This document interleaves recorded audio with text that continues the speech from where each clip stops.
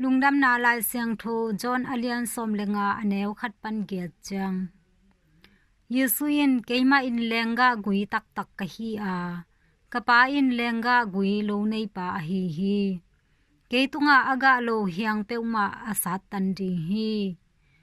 aga hiang khem peu tampi aga sem na ding in heu in aha siang ding hi kathu hil na hang in no te in na siang tho kin ta u hi ke sunga un keima in zong no te sunga kaum ding hi lenga hiang in guipi tunga akizop kele ama ut thu in aga thailo bang in no te zong keima sunga naum keule naga thei ke ding u hi keima in lengui ka hi no te in a hiang na hi u hi mi khem peu ke sunga ama sunga ke ka le tua mi in ga tampi aga thei ding hi bang hang hiam chi le ke sunga naom ke yu le bang ma na hi thei ke ding u hi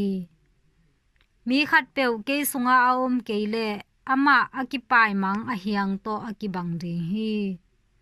to a hiang te akeu jang in mi te in kai khom in me sunga akhul tum ding hi no te in ke sunga na omu a kathu te no sunga aom le na dei pe pe u na ngen un tua na te hong ki pe ding hi no te in ga tampi na ga u a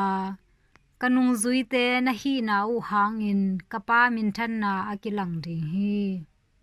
hin to pa lungdam na lai sang tho hi Kristu to pa o na tunga phan naum ta hen